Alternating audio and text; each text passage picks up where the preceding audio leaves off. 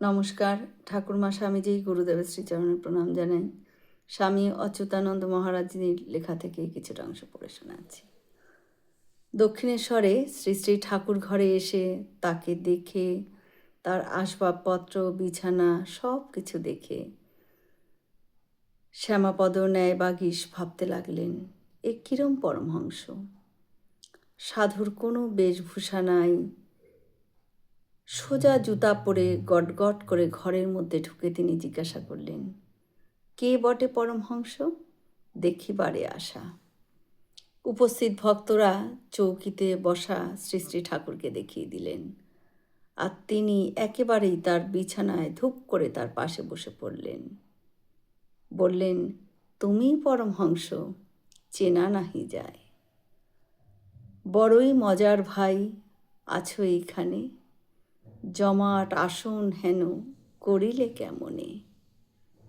সারা জীবন কত শাস্ত্র ঘেটে ঘুটে পড়াশুনো করে সংসার চালাতে আমি হিমশিম, আর তুমি লইয়া পরমহংস নাম মাত্র এক, কেমনে করিলে তুমি পসার এতেক। সকলেই তার কাণ্ড দেখে হেসে কুটিপাটি।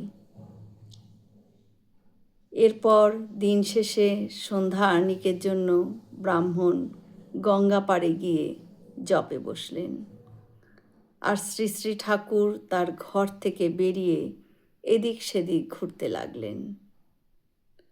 গঙ্গার ধারে যেতে গিয়েও কি ভেবে যেন আবার নিজের ঘরে ফিরে এসে ভাবাবেশে নেচে নেচে হাতে তালি দিয়ে শ্রী শ্রী ভগবানের নাম করতে লাগলেন। পণ্ডিত ব্রাহ্মণ ধ্যানে বসে ধ্যানে ইষ্টের মূর্তি দেখিতে না পায়।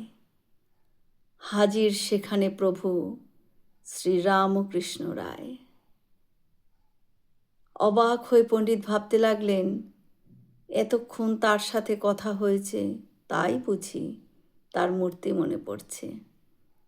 কিন্তু যতবার মন থেকে তিনি শ্রী শ্রী ঠাকুরের মূর্তি সরিয়ে তার ইষ্টমূর্তিকে বসাতে চেষ্টা করছিলেন, তথাপি ইষ্টের রূপ চিত্তে নাহি আসে, উদর প্রভুর রূপ হৃদয় আকাশে।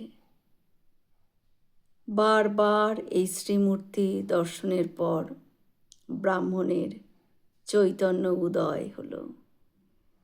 বুঝতে পেরে ধ্যান আসন ছেড়ে তিনি ছুটে চলে গেলেন শ্রী শ্রী ঠাকুরের ঘরে। দেখলেন চৌকিতে ভাবস্থ হয়ে তিনি বসে আছেন। মাটিতে বসে পণ্ডিত তার শ্রীচরণ দুটি জড়িয়ে ধরে শ্রী শ্রী ঠাকুর ভাবাবেশে হুঙ্কার দিয়ে থুইলা দক্ষিণ পদ ব্রাহ্মণের শিরে। ব্রাহ্মণ মহাভাগ্য বলে এই দুর্লভ শ্রীচরণ মাথায় পেয়ে দুই হাতে জড়িয়ে ধরে নানা স্তব করতে লাগলেন, আর বলতে লাগলেন, দেহি মে চৈতন্য ভক্তি, দেহি মে চৈতন্য ভক্তি। দু চোখের জলে বুক ভাসিয়ে তার সব মনের কালি ধুয়ে গেল ভগবান শ্রী শ্রী রামকৃষ্ণ শ্রীচরণ স্পর্শ লাভে। কি বা ছিল, কি হইল, পণ্ডিত বামুন প্রত্যক্ষ ঘটনা দেখো চরণের গুণ। জয় শ্রী রামকৃষ্ণ। কি অপূর্ব গল্পখানি। আমরা সকলে মিলে একসাথে বলি, জয় মহামাই কি জয়, জয় ভগবান শ্রী শ্রী রামকৃষ্ণদেব কি জয়, জয় স্বামীজি মহারাজজি কি জয়।